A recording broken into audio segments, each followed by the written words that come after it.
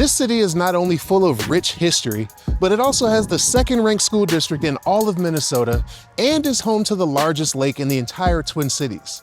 This is Minnetonka. Now, if you want to know everything about what this city has to offer, then you don't want to miss this one. Stay tuned. What's going on, guys? Brandon Archer here, aka your favorite Minnesota realtor, and today I'm going to be showing you around one of the most popular cities west of Minneapolis, and that is Minnetonka. But also make sure to stay to the end of the video because I'm going to be giving my overall pros and cons list of the city later. Now, let's get started.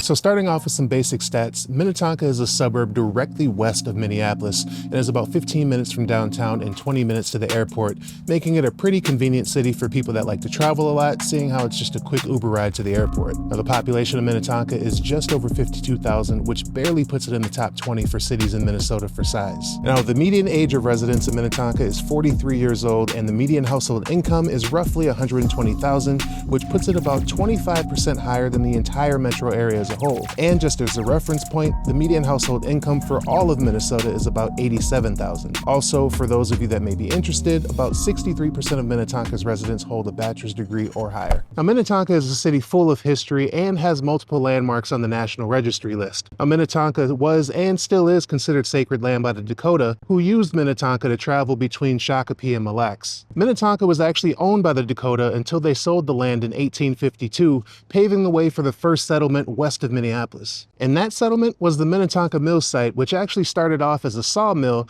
until they eventually replaced it with a flour mill in 1869. Now, the mill operated until the 1890s, until it eventually had to shut down because it could no longer compete with the larger mills in St. Anthony, better known today as the Mill City District in Minneapolis. Now, Minnetonka Mills is just one of the historic landmarks in Minnetonka, more specifically the Burwell house that was built by the Burwell family who operated the mill, and is also the house right behind me. Now, just to show you how crazy inflation is, the Burwell house was built in 1886 for only $3,200.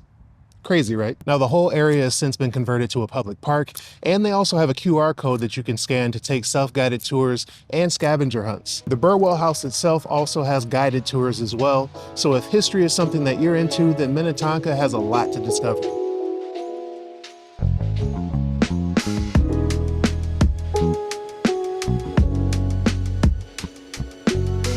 Now, one of the most notable places in Minnetonka is going to be Ridgedale Mall, which is one of the 4, previously 5 regional malls in the Twin Cities area. Now, Ridgedale is going to have all of the stores that you would expect to be inside a mall, as well as a food court and a few nicer restaurants that are connected as well. And outside of the mall in the general area, you're going to have all of your stores like Target, Best Buy, and others. Now, Minnetonka also has a couple of nice breweries as well. And you guys know how I feel about breweries. Now, if you're someone that enjoys being outside and being active, then Minnetonka is probably a good fit for you as well, as they have 50 parks and over 33 miles of paved trails, with the biggest park in Minnetonka being Purgatory Park at 155 acres, and is the park that I'm currently at right now. Now, Purgatory Park has around 2.2 miles of trails, which includes a 1.2-mile loop. They also have grills and a picnic area as well if you want to spend the day out there. You'll see plenty of people here on a daily basis, either riding their bike or walking their dogs. If you're looking for a city with mature trees and tons of nature, then Minnetonka is definitely going to be one to consider, since more than 20% of the city is actually made up of wetlands and lakes.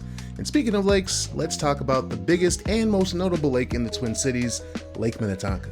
And if you are finding this video helpful so far, then please make sure to hit that like button, and also please consider subscribing.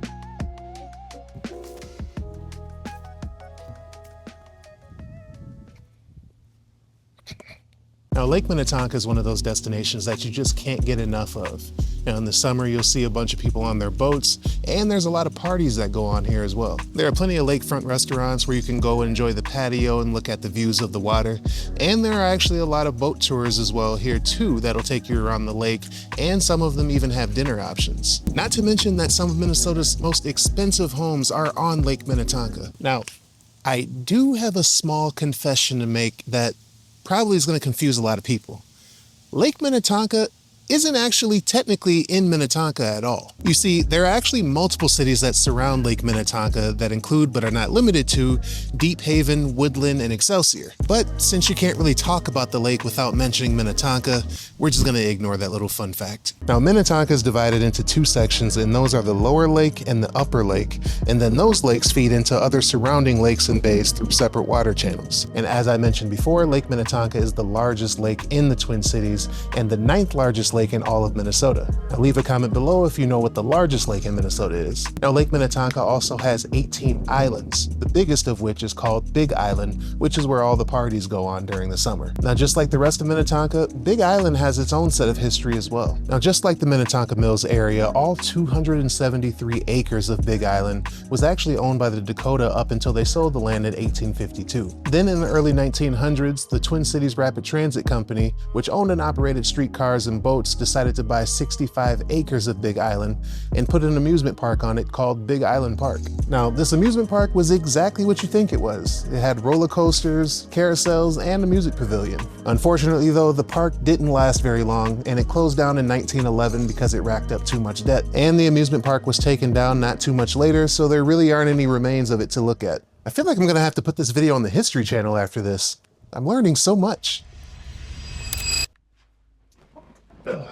So now, as much as I've enjoyed being somewhat of a historian in this video, I think it's time to get to one of the biggest reasons why people move to Minnetonka, and that would be the school district. Minnetonka School District is the #2 overall school district in Minnesota, only behind Wayzata. Now, the school district serves more than 11,000 students grades K through 12, and as far as rankings go, Minnetonka Public Schools ranked an A+ in every category other than diversity, where they ranked a C+ via niche.com. Now, one great thing about Minnetonka schools as well is that they are open enrollment, meaning that you can enroll in the district even if you don't actually live within the district boundaries. Now, you'll just have to figure out your own transportation to get your kids to and from school. But the other benefit about open enrollment is that once your kids are accepted, then they maintain acceptance until they graduate high school. So open enrollment isn't something that you have to do each year. Now, there is, however, an application process and your kid has to get accepted. So I would recommend that if you want to go to Minnetonka schools, but you don't live within the boundaries, that you apply as soon as possible. Okay, so now that we've talked about the basic stats, the history, things to do, and schools,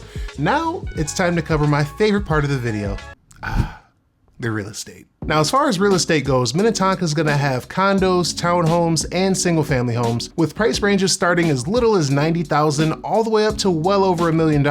In fact, the most expensive home currently on the market in Minnetonka is currently listed at $5 million. Now, the city of Minnetonka was originally settled back in 1856, but the city itself wasn't incorporated until 1968. Here I go with more history again. So the homes in Minnetonka pretty much have every age range from the 1890s all the way through brand new construction homes. Now, if you're someone that wants a home with character, then you can pretty easily find this in Minnetonka. And if you like mid-century modern style homes specifically, then you'll be in heaven. Now, Minnetonka is such a desirable city that it's no surprise that the median sales price for September of 2025 was $515,000, while the median sales price for the Twin Cities was only $390,000. Now, this puts Minnetonka's median sales price even higher than Plymouth at $491,000, which has the #1 school district of Wayzata. And the median sales price in Minnetonka has gone up 21% versus this same time last year, which means Minnetonka is growing more and more in demand, and for good reason. All in all, the homes in Minnetonka give you a great variety of style options, lots of privacy with large mature trees, and a lot of homes have slightly larger lot sizes than other cities in the Twin Cities. Okay, so now we've covered pretty much everything you need to know about Minnetonka, so now the only thing left to do is to give you my personal breakdown of the pros and cons of living in Minnetonka. So for my first pro, I would have to say, obviously, the school district. Now, being in the #2 school district in all of Minnesota will ensure your kids get the best possible education that they can get, which is a large deciding factor for a lot of people moving here. My second one is the proximity to Minneapolis and the airport. Now, being in such a great suburb, but still only being 15 minutes away from Minneapolis is so convenient, and it gives you plenty of options. And my third pro is that you can easily find a home that isn't cookie cutter, and you have the benefit of large mature trees that give you tons of privacy and the feeling of nature right in your backyard. And while I personally don't care for huge trees in my yard, especially when they block my natural light coming into the house, this is a very frequent ask that people mention when I talk to them about what kind of neighborhood they're looking for, so I decided to list it as a pro. And now let's talk about a few of my cons. Now, I think the first one is pretty obvious, this, and that's gonna be that the homes are pretty expensive. Now, being 15 minutes away from Minneapolis, a few minutes away from Lake Minnetonka, and being in a highly rated school district quite literally has its costs. And although you can find homes for less than the median sales price, I would recommend having a budget of at least $450,000 for a single family home if you're planning on looking in Minnetonka. Now, con number 2 is that you're definitely gonna need a car to live here. Now, I mentioned earlier in the video, but things are pretty spaced out, so having a car is a must. And even going to the grocery store is probably gonna require you to go to a nearby city depending on where you like to shop. And even then, there aren't as many options as there are in other cities in the Twin Cities. And the last one is just that there's limited entertainment options aside from a couple breweries and a few restaurants. Obviously, depending on what kind of entertainment you're looking for, but even still, you're more than likely gonna be leaving Minnetonka to do it. So hopefully you learned something in my historic breakdown of Minnetonka, but if you are looking for a similar city with all the bells and whistles that Minnetonka has, but somewhat more affordable, then you should watch this video next.